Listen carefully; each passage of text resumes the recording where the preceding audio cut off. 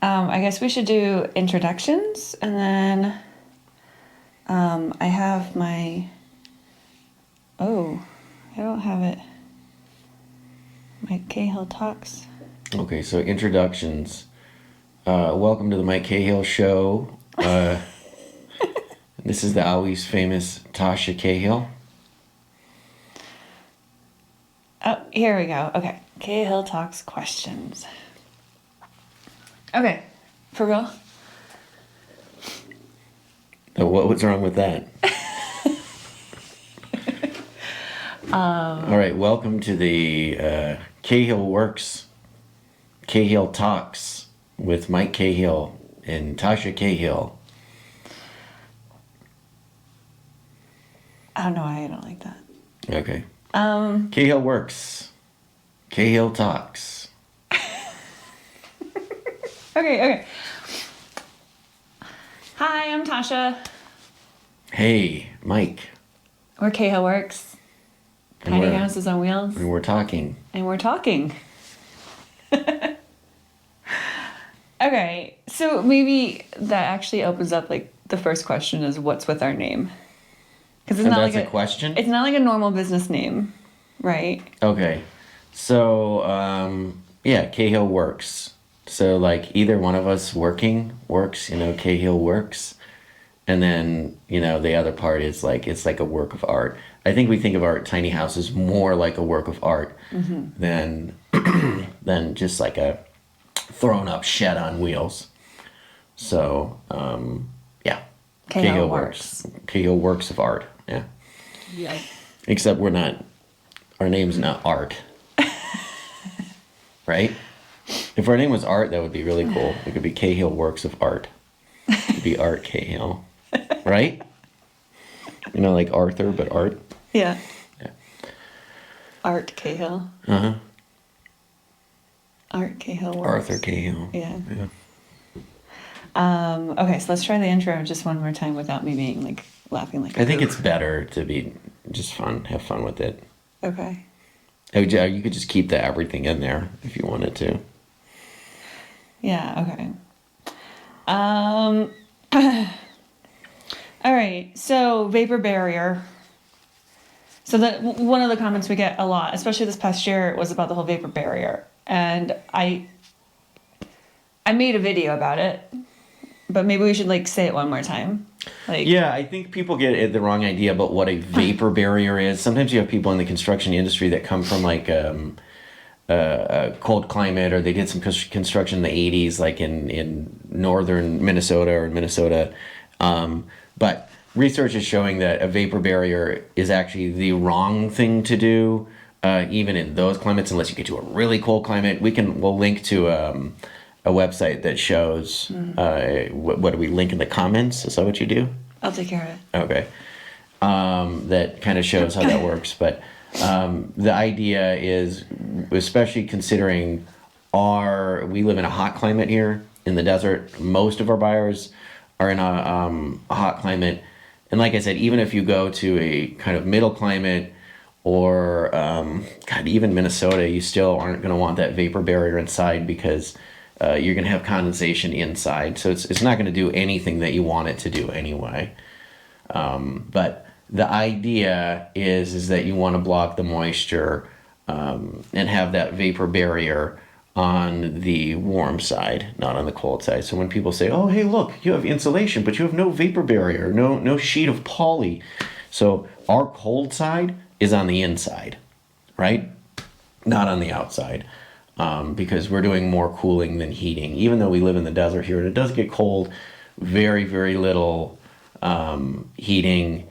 And when we do heat, it's dry outside and inside. So anyway, no vapor barrier. It's the wrong thing to do. Look it up.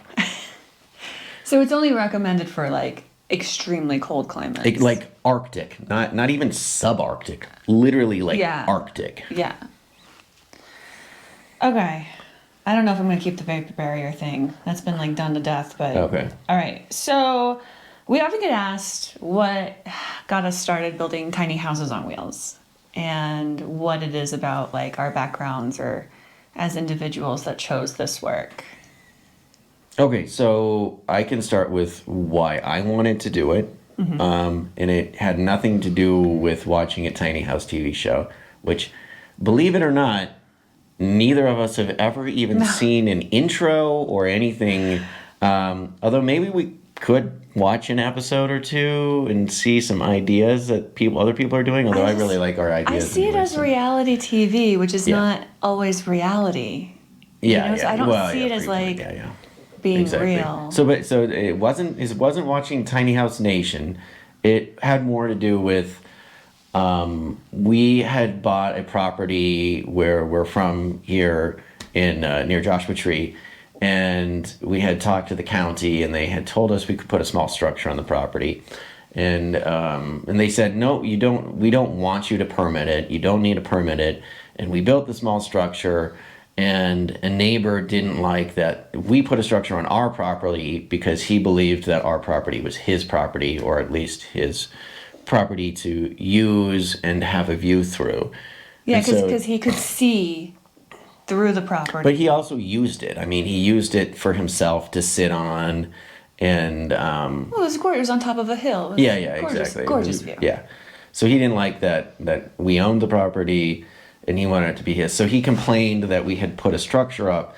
And so one of the things that happened is we had to go through a really long process with the county. And maybe some people have some experience with the counties and the cities, where the first thing that the county and the city is going to do, no matter what, they're not even going to look at your property. They're just going to tell you you're wrong and send you a letter and tell you to move, to take down, or that you can't do it. And so after going through this really long process, they said, oh yeah, actually what you did build was okay. And you can keep it, you can stay there. We decided to sell the property because we didn't want to deal with the neighbor. Hopefully the next person that owned it had a better experience with this person, but it is what it is. So we started looking at other options for ways to have something on a property that would not have to deal with the cities and the counties as much. And what we came to was that the tiny houses on wheels, anywhere an RV can be, the tiny house can be, because the way it's licensed with the DMV is it's considered a coach, which is just like a camper and RV right off the bat. So we thought, okay, we can build a really high quality structure, just like a site-built house, but have it be a movable thing, so we don't have to deal with the cities and the counties. That's kind of where it originated. Now, as we kind of get deeper into tiny houses, obviously some of the cities and the counties want them, and they're permitting them as single-family residences. Or just ADUs. Or just ADUs. So, but that's why we got into it right off the bat. And like I said, things, even since 2019 when we first started, have changed a lot. And I would say, I think things are generally moving towards positive things for tiny houses than the opposite direction. And part of it has to do with regulating tiny houses, where the tiny house builds are getting better in general. So you're not having people that don't know anything about building a tiny house, calling it a tiny house, and then trying to sell it to somebody that wants to put it on their property, and having no third-party inspections, no certifications, nothing. And that actually is dangerous. I don't want to see those. If somebody does want to build themselves, I totally encourage it. I love it when somebody says, I want to build my own.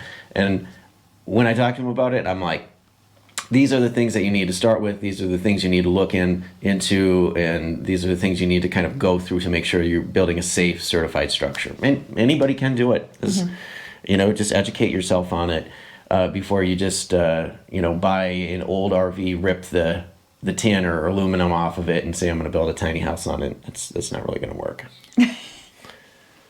How many people have said, that's just a shed? Yeah.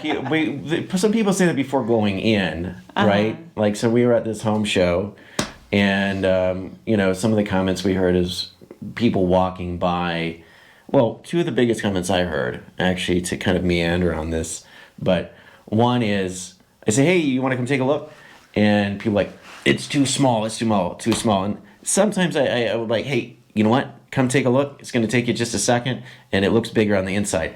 they'll spend 5 minutes on the inside Yeah. looking around, which is amazing for something that's too small. And then they come out and they're like, you're right, it is way bigger on the inside than it looks on the outside. And they're happy they did.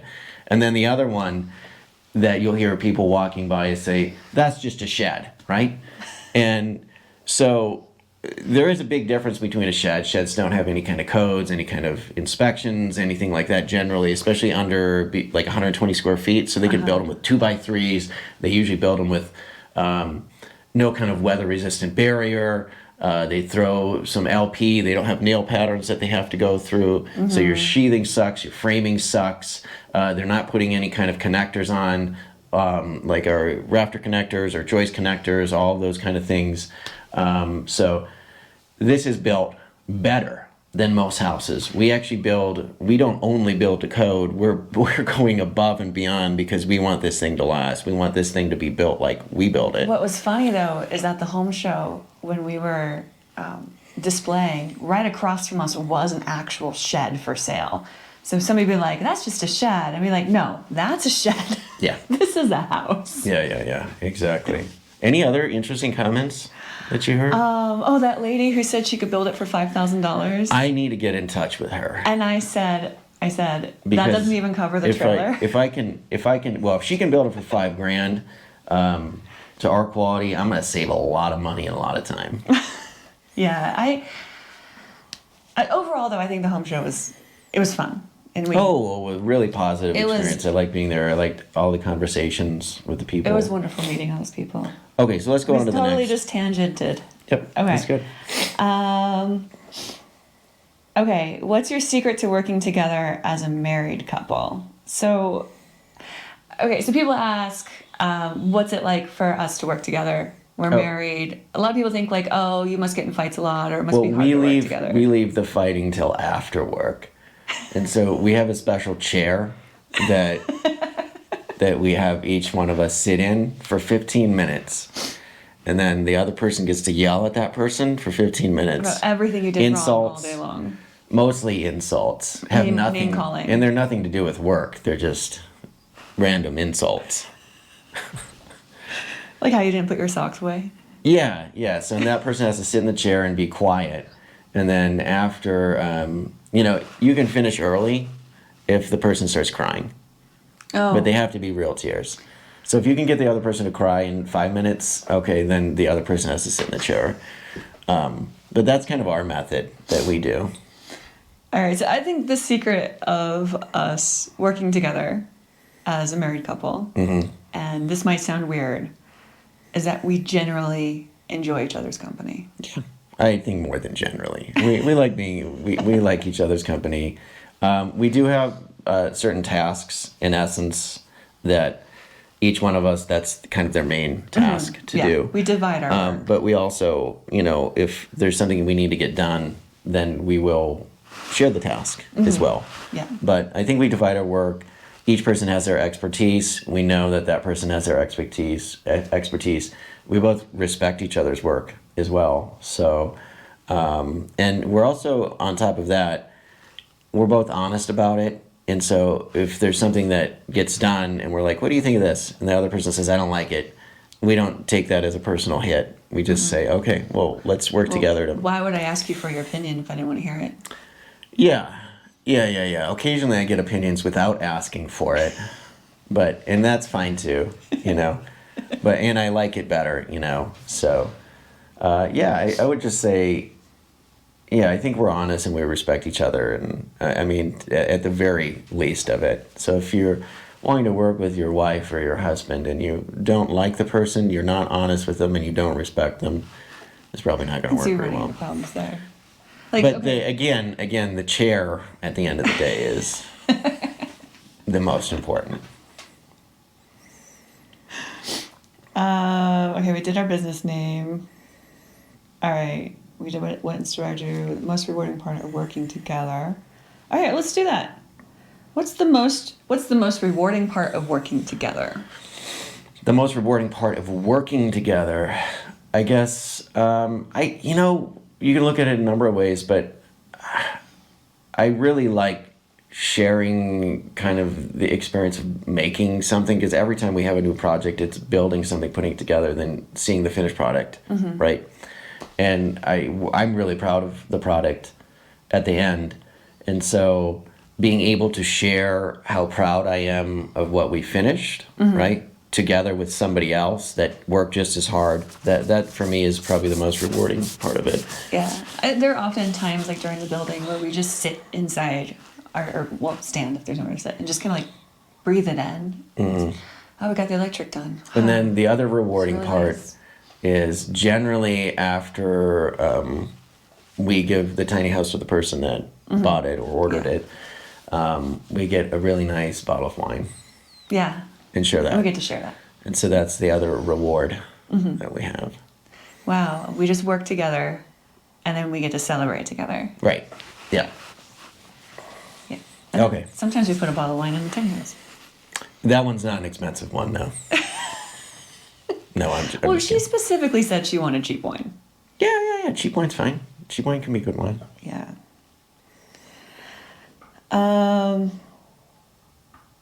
Okay, how do you balance work life and your personal life as a couple running a business together with a family? Okay, so I would, for us, our family always comes first. You know, you might not want to hear that, but our family comes first. But that being said, we have our family stuff. Both of us share the duties with our family, everything that needs to be done, dropping kids off, picking kids off, our kids up, making sure they're getting to the things they need to do, and spending time with them. But we also, like I said, having our timelines and expectations set with our customers and meeting those is also important. So I think one of the biggest things is, I mean, we work really hard when it's time to work, and we get it done. Yeah. And yeah, I would say, I guess the biggest thing is we're not wasting our time. When there's something that needs to get done, we get it done. When we have a build, we get it done the way we, you know, to the quality that we want to get it done. But yeah, for us, I mean, family is always going to come first as far as time. But yeah, and then we go from there. Yeah, I think like a good example is like one day you'll drop the kids off at school, and I'll get stuff done inside and on the computer, and then we'll come out and work, and then it's time to pick them up from school. I'll go pick them up, do some grocery shopping, whatever, while you're working, and then come home. You know, it's kind of a stupid question because there's no difference between us or anybody else. You know, Yeah. we set our values. Where do we want to spend our time? And we want to spend our time with our family, and we want to spend our time doing this because this is something, like we just talked about, that is rewarding for us to do. There isn't, you know, we don't have a lot of time where we say have a vacation house or something like that, and we go to it and go water skiing. Our weekends are usually spent doing something with our family around where we live, like hiking or something. And then we also, I mean, we always work weekends too. Yeah. So Yeah. we just kind of manage it as a day-to-day thing. We don't set aside. Well, I like to say, when you're self-employed, every day is a work day and every day is a not work day.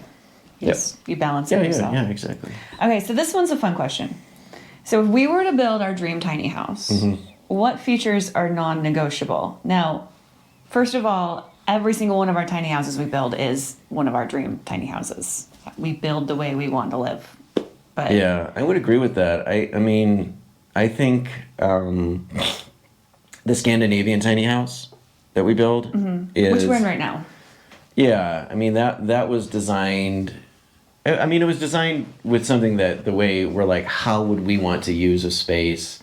But not only that, when we talk about it, we're like, how do other people want to use a space? Or if we had this, how would we age in this, right? Yeah. One of the reasons we don't have a loft. So, I mean, to me, having no loft is a non-negotiable, because a loft negates people as they get older.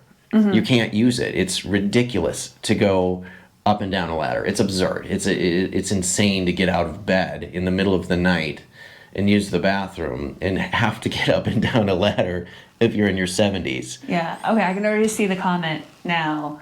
What about stairs? You don't build stairs. So- Stairs take up a lot of So room. that's the thing about stairs. Like you can do stairs. You can do stairs with cabinets built into them. Which is cool. Your tiny house is limited to a certain amount of headroom, right? A certain amount of height total. So your loft is always going to be short on height. Your egress gets into interesting with lofts, right? So you could put lofts in, call them storage lofts, Yeah, right? yeah. And not have egress. But then if you don't have the egress, which is like your escape, right? Your escape window, escape hatch. If you don't have that, then it is dangerous. I mean, there's a reason why that is in the code is because it's for your safety. So if you're getting a tiny house that has a loft, they call it a storage loft, you're gonna loft, but they know you're gonna throw a mattress up there. That's not safe. So the stairs take up a lot of room. We have talked to people about building tiny houses, and if you're okay with using all of that space for the stairs, doing it the right way, and having the proper egress, we're happy to do it. Oh, yeah. Right? Yeah. The other thing, again, we've talked about lofts, beat it, dead horse, they get stuffy up there. So getting the proper ventilation through there is a little bit more complex. So you have kind of that added cost on top of it. But if it's something that is somebody else's dream, yeah, we can do stairs. And yes, you can add, say, an extra mini split on it and get the ventilation correct. Otherwise, like I said, they get really stuffy and hot, and that's not really what you want when you're sleeping. So tangent a little bit, but that's something I would never want in my tiny house. So on top of that, we don't want any products at all that are like these VOC type products that are like the luxury vinyl plank. That's something we're like, no, never ever. It's funny the things you can just put the word luxury in front of. Like luxury vinyl. Well, I don't know what the difference between luxury vinyl and non-luxury vinyl is, but so I would say nothing like that. A non-negotiable for me. I want. If I bought a tiny house, I would want it to last for 50 years. I'd want it to be able to keep its value. You don't want to be doing a lot of work on it as it ages.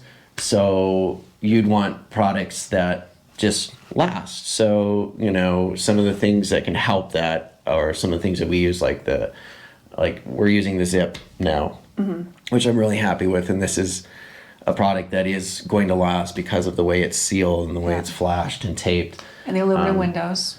Aluminum windows, another Steel thing. roofing. Yeah, so steel roofing, they say, is 50 to 70 years, which will outlast most people. And same thing if you wanted to do steel siding, it's the same idea.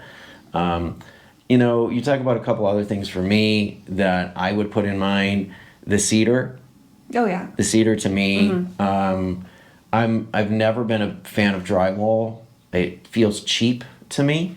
It is cheap. Yeah, it is cheap, but it just, no matter how it's finished, to me, feels cheap.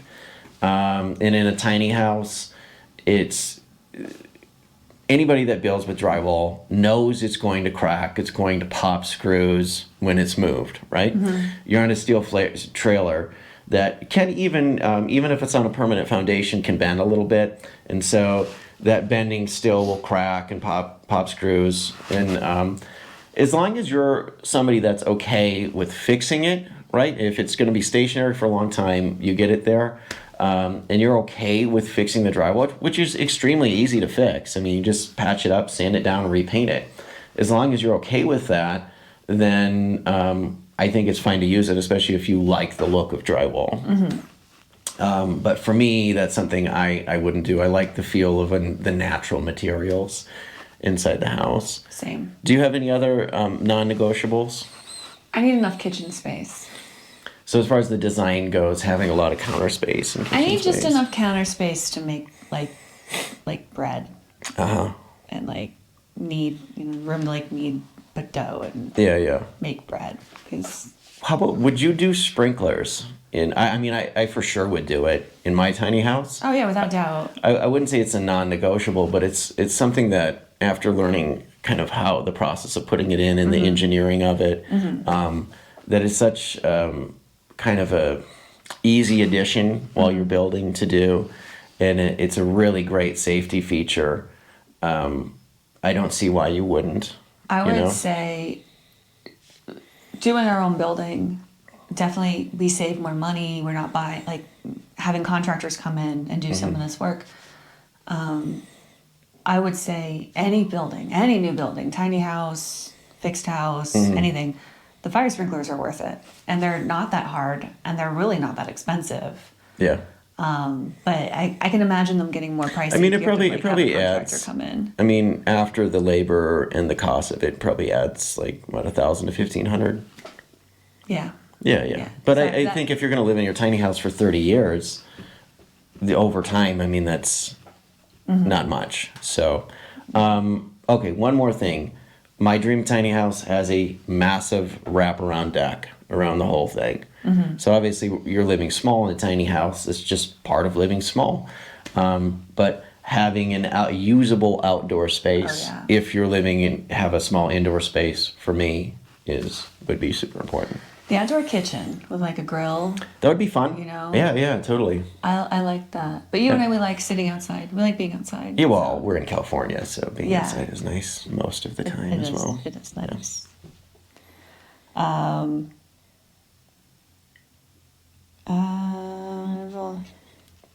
Okay. What are our individual strengths that we each bring to our business? I have good ideas like the chair, the insult chair. Let's see, what else? Individual strength. Concerned solely about money. That's one of my strengths. I don't care about quality. I don't care about anything, as long as we're making a bunch of money. Okay, at first I thought you were being serious, and then I was like, oh no, you're joking again.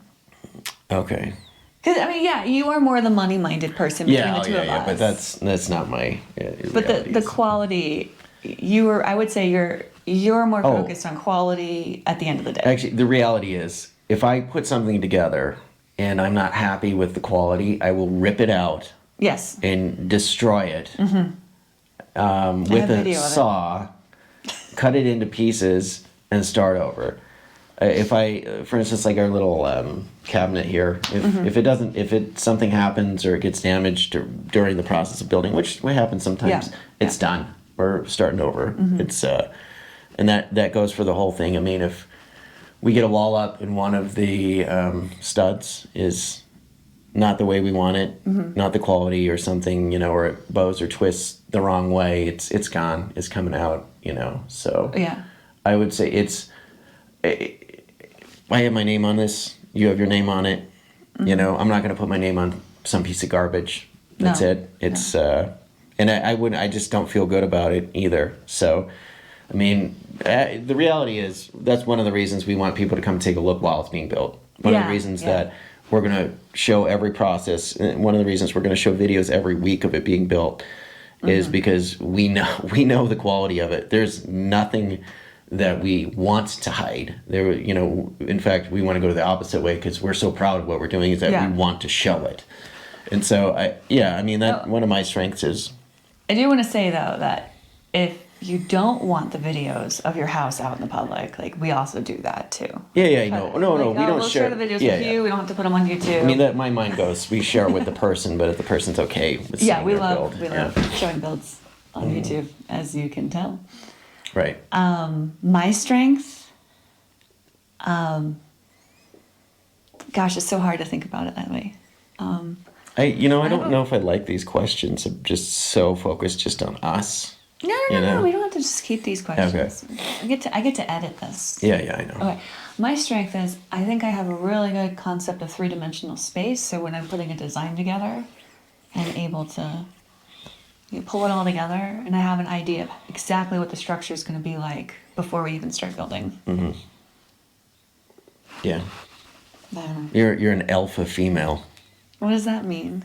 Well, it's like an alpha male, but an alpha female. I'm not alpha. No, I know. Well, I mean, you are for our little family. A little pack. All right. right. What makes our tiny home stand out from all the others on the market? Not to beat a dead horse, but the quality of it, the how much we care when we build it, that it's built to the standard that and there is nobody that builds to the same standards that we do. What else makes it stand out? I think we have an incredible design. To the centimeter, we're thinking through exactly the placement and the way that somebody's going to be moving through this tiny house and using it, so all of the space in it doesn't feel like a tiny house. And that's one of the things when we started our first tiny house to this last one, is that I never wanted any of our tiny houses to feel like a tiny house. Oh, yeah. When you're inside of it, I'm like, the number one thing behind it is that it feels like a standard stick-built house. You just happen to be in one room of that. And so the design is one thing, right? Like I said, and it's really, we've really have thought through it. And even on when somebody asks us to do a custom build, we're doing the same thing. And so we work with the customer. We're like, I like your idea. Let's kind of bend it a little bit to make it fit within this ideology a little bit better, so it has the space is being used correctly. We're not just throwing something together. I see a lot of tiny house designs that are just somebody put up some walls, put on the roof, and threw in a couch. Or you can see the afterthought too, where like we saw a tiny house recently that had conduit running on the outside. Like, they didn't think through their design. Enough to until run the end. that utility through the walls. And I'll see people that they'll throw the walls and the roof on, and then they say, "Oh, now I need a kitchen. What's on special at Home Depot or Lowe's?" Oh yeah. And they just throw whatever that is, and it doesn't fit correctly in the space. So I think, like I said, all of these little things that we do, as far as sealing the house, as far as flashing the house, as far as putting all of this care into these tiny little details, right, that would matter to me if I was to live in the house, and the design, that to me, those are the big differences.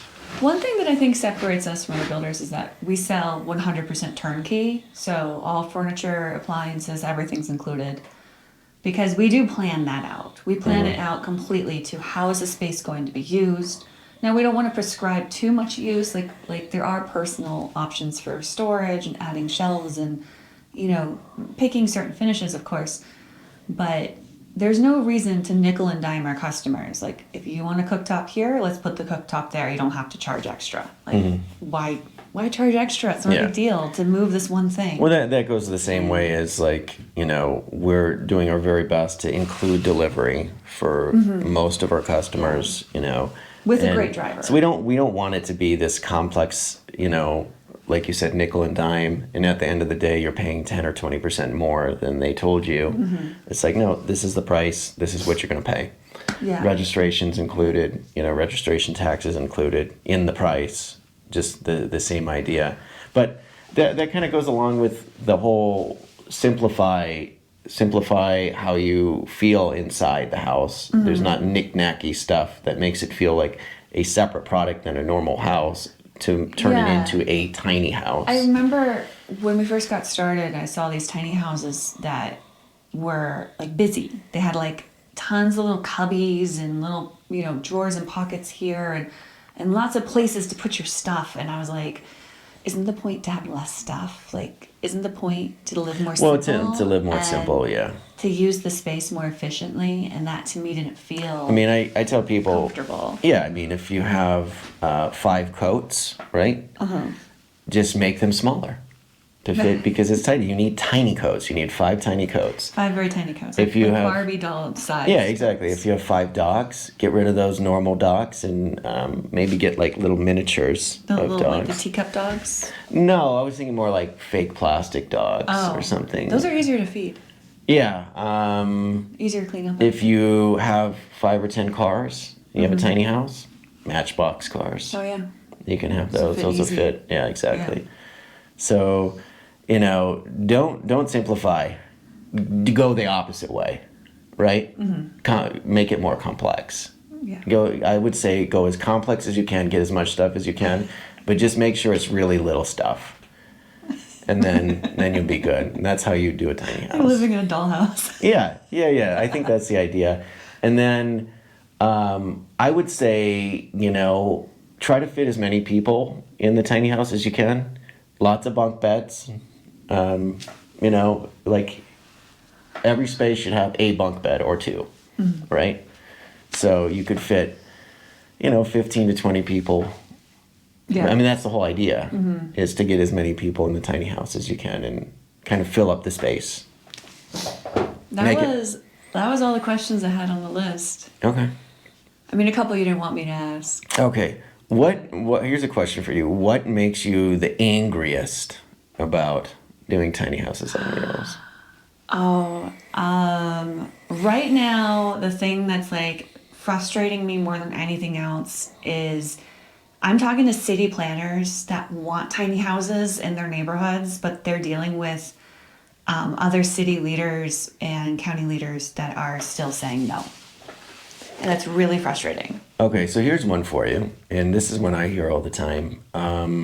So people talk where we're from, Southern California, and specifically we're near Joshua Tree. Yes. So there's a problem, and there is a problem with this. People buying all of the single-family houses and turning them into Airbnbs. Yes. Right. Yes. So this is something that I'm passionate. It does make me angry, right?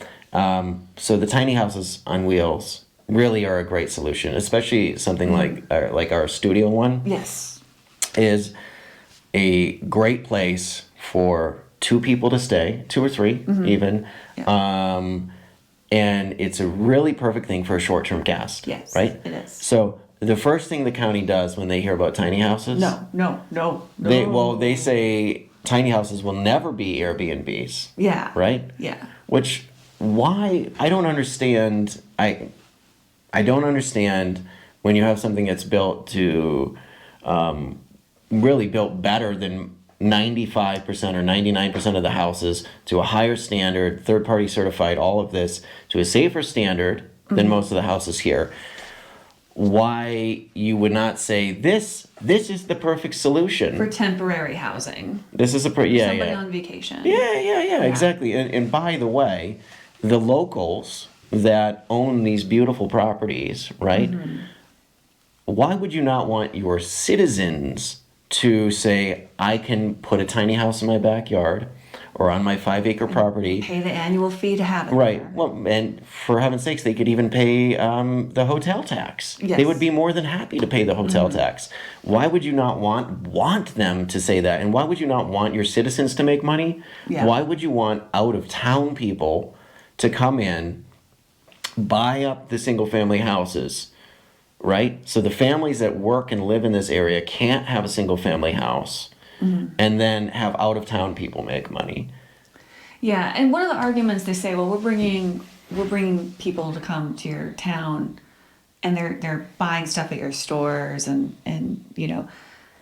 but So a lot Joshua of those Tree businesses also are not local. There's a lot of local yeah, businesses, but even there's a if lot there of not are, local I mean, businesses as well. why limit the number of people that are able to make a living? Exactly.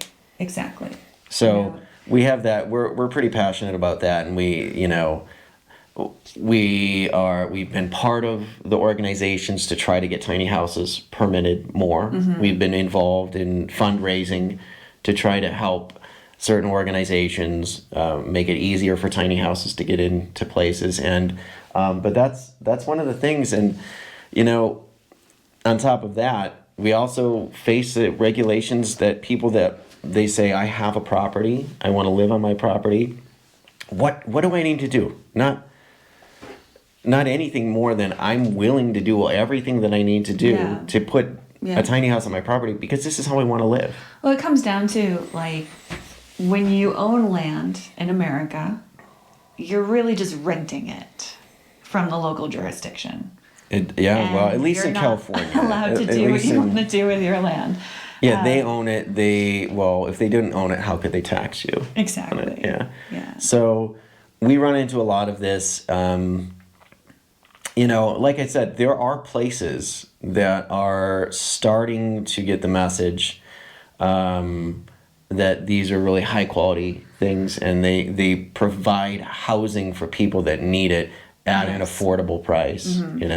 And by the way, this housing, it doesn't have to be garbage. No. Just because it's affordable, it doesn't have to be garbage. And that's one of the things that, again, that we, for our tiny houses, we're like, if you're going to have a small space, you're going to have less square footage. This creates the opportunity to make it better. Yes. You don't, I mean, if you're doing 170 square feet, or you're doing 250 or even 400 square feet, you use every square foot to make it a really high quality thing, not just cheaper. It's going to be affordable either way. You don't. Well, part of the reason why we don't just build cheaper is because we're not answering to investors. We're not paying out dividends, right? We are only answering to our customers. Yeah, but I mean, the cheaper amount, I mean, the difference between, doing $250 a square foot and $300 a square foot at the end of the day isn't that much No. on a 170 square foot structure. Yeah. And having something higher quality is going to make the person that lives in that proud of their house, proud of their home, proud to live in it, proud to take care of it, proud to own it. Versus this is a cheap piece of cardboard, made with thermoply, and it's going to last for 15 years.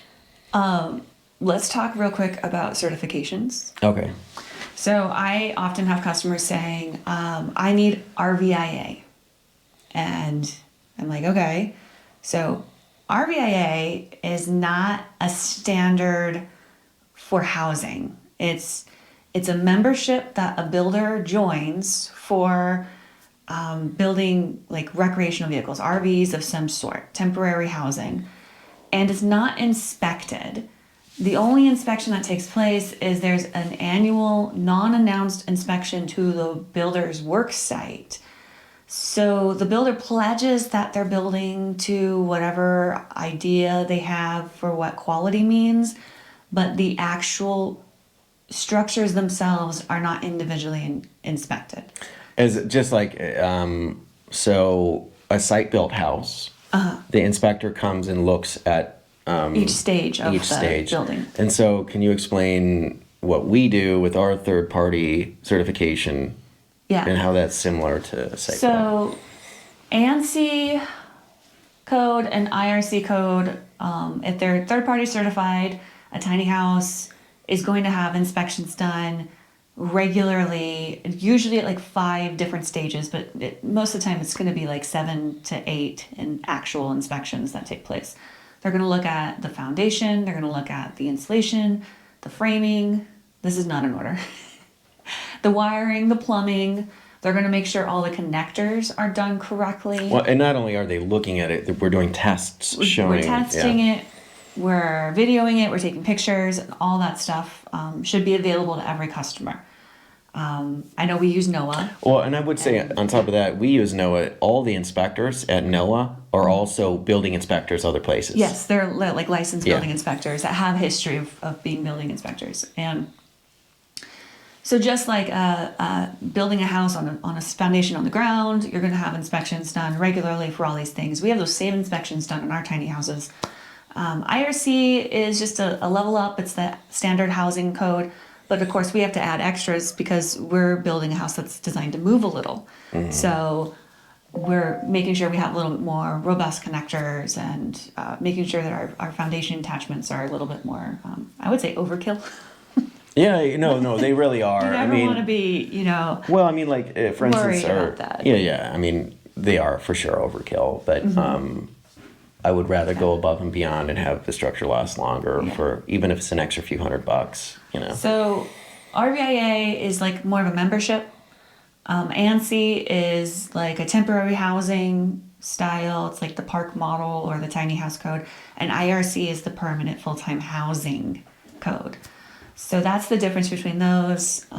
Hopefully that helps a little bit because Yeah. this is something that comes up a lot when I talk to We can make a customers. video on just that too. I just did. Yeah. Okay.